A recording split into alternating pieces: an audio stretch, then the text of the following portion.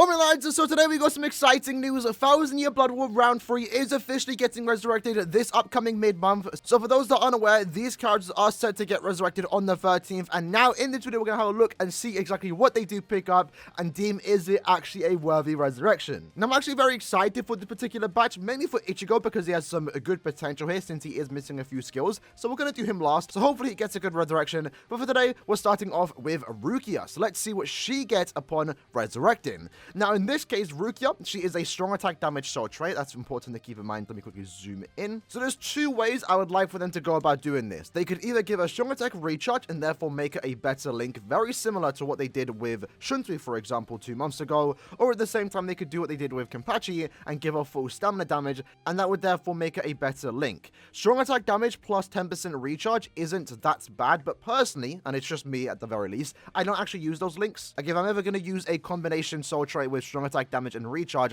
I prefer to get the 12% recharge and 16% SAD over 20% SAD and 10% recharge. So I don't mind it going either way. Like, if they give a recharge, it makes her better. If they give a full stam, it makes her a better link. So either or would be great here. But unfortunately, having a look at her soul tree, we can see here that she does have 7 skills. Now, lucky for her, she is a 1000-Year Blood War character, so therefore she is going to get 8 skills, but it means she's only picking up 1 skill here. In this case, she has a 20% bruiser, 5-second debilitator, 40% devastation, 100% freeze immunity, which I believe was the first of its kind. I think this is when they started to add immunities into the game. She then has 20 plus 1, long reach, and also sprinter plus 1. So the most important skill here that she is missing to a certain extent is basically 20% berserker, and usually with a resurrection like this, that's all they get, 20% berserker. However, because she already has a 20% strong attack damage soul trait, that technically is her 20% berserker compared to some of the other resurrections. So again, what they could do here is give her an additional 20% berserker, essentially taking it to 40%, but at the same time they could give her more range by giving her 20% havoc. Again, it could go either or. I feel like those are the 2 skills that are almost given here, and I wouldn't mind it either way.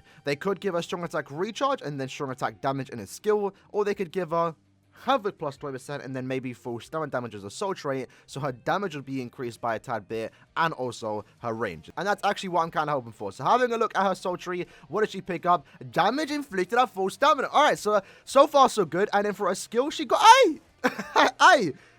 You know what? That's not bad. Did she get an increase on her bruiser? It might be the case. She did, yes. Okay, not like it matters.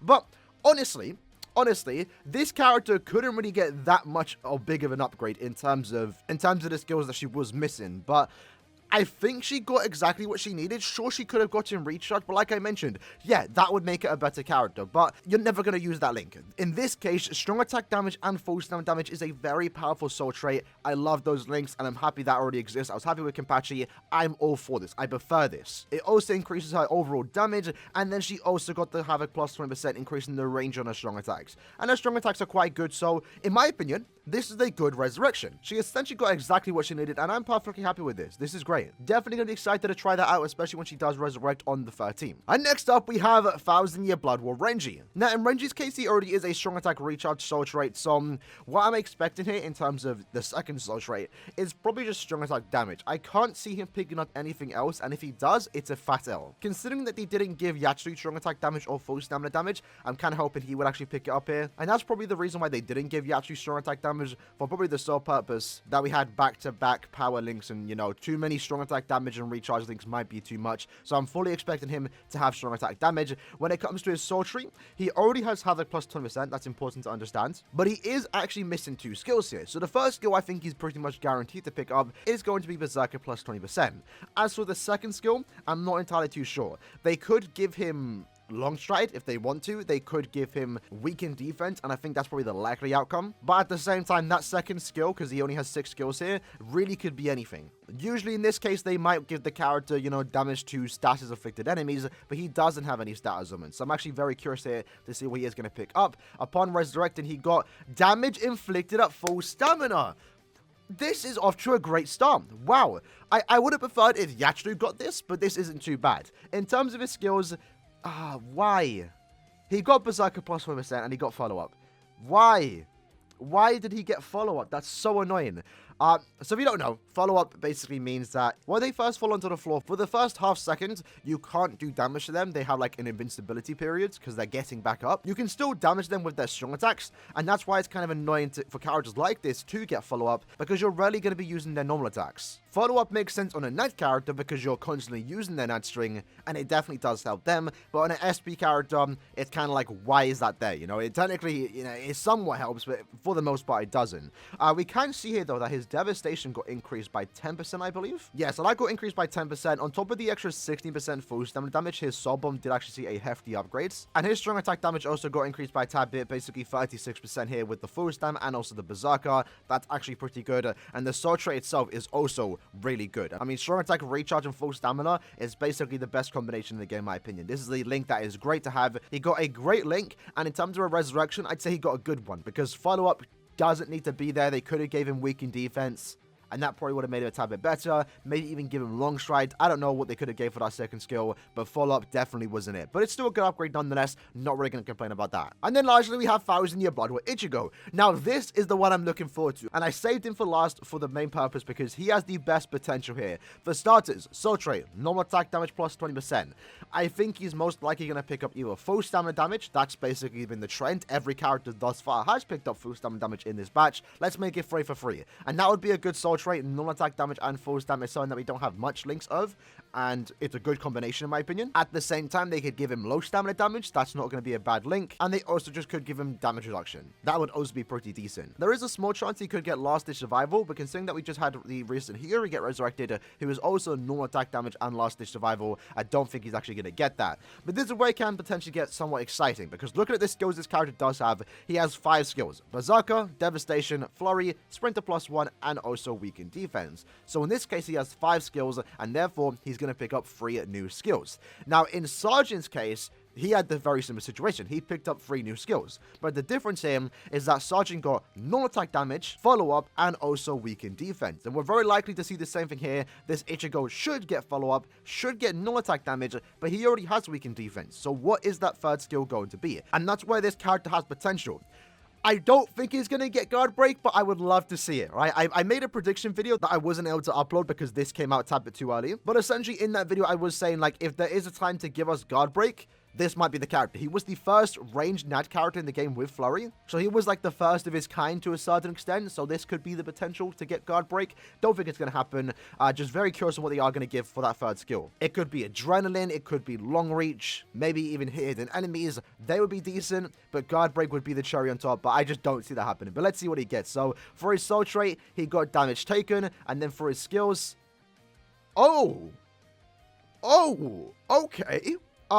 Wow, that's interesting. Really? So he got a 30% bruiser. That's actually not bad. I was expecting 20, so in combination with his soul tree, that's 50% normal attack damage. Instead of getting follow-up, he actually picked up long reach, and that's kind of interesting. There isn't that many characters in the game right now that are ranged characters with long reach. It's a very rare combination. I think the last and potential only character in the game to have that was the Cacao Society Tsukushima. That essentially means that his range is going to be quite good. If we actually have a look here, his nut string is definitely going to go quite far. It's hard to see with the numbers here because there's range collision, but that is kind of interesting. And then alongside that, he got speed droplet drop rate plus 30%. Not 17%, 30%. So it's no guard break. It's no guard break. I will say that. But you know what? If he did pick up guard break, he would have been usable at the very least. But then would you actually use him? In this case, you actually, even though he has no guard break, you can take him to Cobb now. You can bring him to farm droplets if you want to farm enriched droplet zone and, you know, there's 3 times drop rate 1 day or 1 week. You could actually bring this character out, and that would actually be something you could do. And I'm for it. I'm for it. You know what? I actually like this. I think overall, lads, this is actually a 3 for 3 good resurrections. Rukia basically got the best upgrade she could ask for and a very powerful link. Renji got a semi-decent upgrade. The follow-up is the wonky part, but again, very powerful link. And then in this Ichigo's case, he's a good link, but he actually got a lot of newfound usability thanks to those 3 new skills. Speed droplet drop rate is something that I wasn't expecting. I'm for it. It's at 30%, so it's basically on the same tier as, you know, some of our characters that we get nowadays. And this could potentially mean that we might be able to see characters in the future get link shot potions, and I wouldn't actually mind that if that happened. I think this is actually going to be a rarity since this character was missing 3 skills, and I think KLab themselves really didn't know what to give this character, so they ended up giving him a farming skill,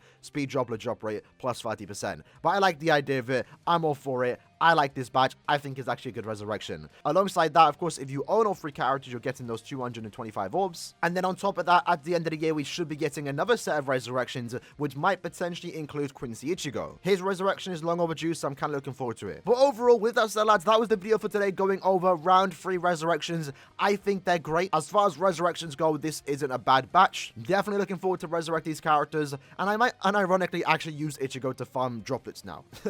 And that's something I never thought I'd be saying this morning, I'm not gonna lie. But what's exciting is that next month we are gonna get this particular banner resurrected. We're not gonna talk about them now, but that is 4 set of characters to get your hands on. If you own all 4 characters, that's gonna be like 300 plus orbs basically. And I'm actually really looking forward to this particular banner because they have fan favorites here. Yoruichi is still one of my favorite characters in the game, was absolutely gassed to pull her when she first came out. Ichigo was basically my intro for a very long time, and I also do have him max transcended. Yuha, I'm finally gonna get 5/5 because I'll definitely be picking up his pack. Interested because he actually has usability in Guild Quest as a Captain Nuka, and if they go down the route with what Byakuya and Yachiru got, getting more damage on their Soul Bomb, that would make nuking with him in Guild Quest a lot easier. And then Kisuke, I don't really have any hope for him, but excited for this batch nonetheless. With that said though, hope you guys did enjoy the video. Let me know what you guys think about these characters' resurrections in the comments below, and I'll see you guys next time. Take care and peace.